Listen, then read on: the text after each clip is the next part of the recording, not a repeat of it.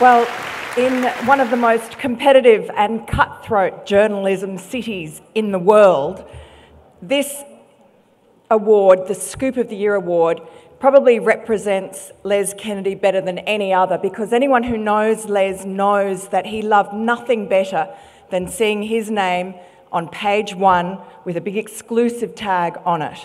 So without further ado, the finalists for Scoop of the Year are Alice Daly, Tara Brown and Lincoln Howes, 60 Minutes, 9 Network, Robert Avadia and Adam Walters, 7 News, and Paul Maley and Greg Bearup, The Australian.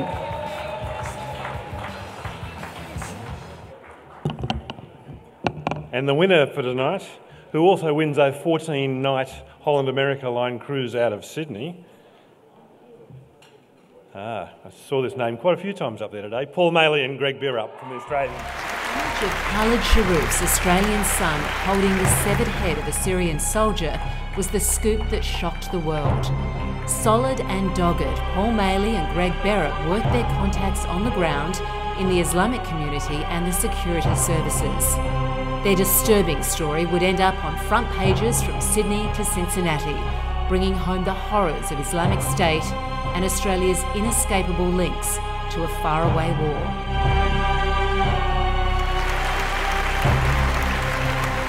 Thank you very much. Thank you, first of all, to the Kennedy Awards. The Syrian civil war's probably the most, and the threat of terrorism that Greg and I reported on is the most, one of the biggest stories of the age, and it's been a real pleasure and privilege, I think, to report on it, and particularly to report on it for The Australian, because when you go to work with at The Australian every morning, you work with some of the best journalists in the country. Greg, Cameron Stewart, John Lyons, Mark Schliebs up in Brisbane, a whole range of them. So look, I think we're both very humbled. We're both looking forward to our cruise. I'm going to take the top bunk. I think you'll have to take the bottom. No, well, we're very grateful. We're very privileged, and thank you very much.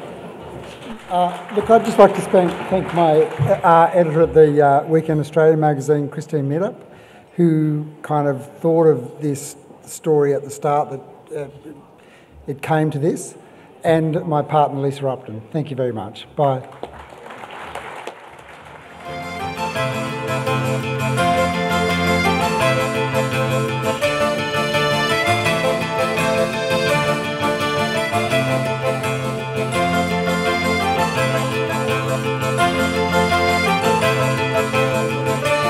Ladies and gentlemen, to present the award for Most Outstanding Illustration, please welcome Mr. Matt Martell, Executive Editor, Presentation and Photography at Fairfax. This year we've again seen how cartoons can divide and unite the world. 2015 will be remembered as the year that 12 cartoonist journalists, policemen and a janitor were slaughtered at Charlie Hebdo in Paris. The attack was a clarion call for every illustrator, cartoonist and editor to stand firm, to defend free speech and to keep on scribbling. Millions joined the protest around the world, and as illustrators, cartoonists, we thank them for that. Tonight we're celebrating 3 of the best. The nominees for Outstanding Illustration are Scott Boo Bailey of the Daily Telegraph, Eric Lebecki of The Australian, and Rocco Bizzari of Sydney Morning Herald. The winner is Eric Lebecki of The Australian.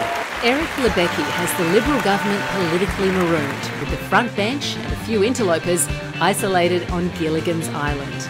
The corny 1960s American television sitcom is revived and visually recast with castaways from the electorate.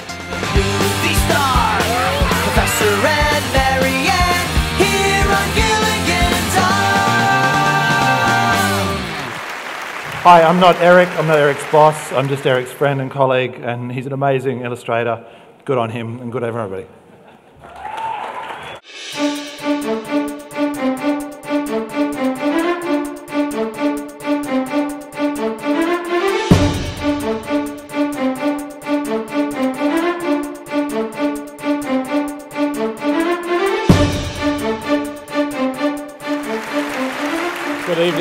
lovely to be back here this year. Congratulations to Bharat and Adam and co for another fabulous evening. Very well done. A lot of work has gone into it, so I take my hats off to you once again. Look, there are many, many important awards being given out tonight, but in a world of Snapchat and tweets and Kim bloody Kardashian, it's fabulous that investigative journalism is still at the forefront of what we do. For those that are out there digging deep and for those that are supporting those who are digging deep, many, many congratulations. I think we should all give them a very big round of applause. The finalists in tonight's category: Anthony Cland, The Australian; Caro Meldrum-Hanna, Sam Clark and Max Murch, Four Corners Television; and Adele Ferguson, Fairfax Media.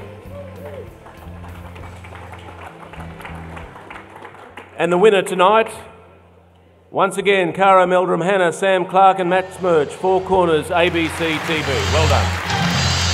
In a category rich with examples of first-class journalism making a killing, wins for its daring and merciless expose of an entrenched, corrupt and brutal practice in one of Australia's more lucrative sports. The sights and the sounds of sheer horror, broken only by those enjoying the display.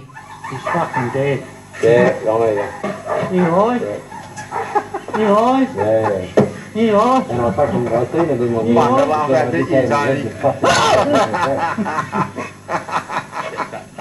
Spectacular footage and dogged persistence by a reporting team who scored a series of revealing interviews made for a dazzling program which has had serious and lasting ramifications.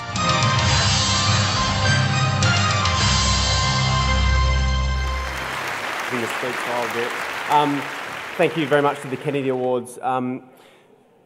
Caro received some of the vision for this, but it was really her work that found the key players in this story that were responsible for this barbaric practice, and really this award is a credit to you, Caro.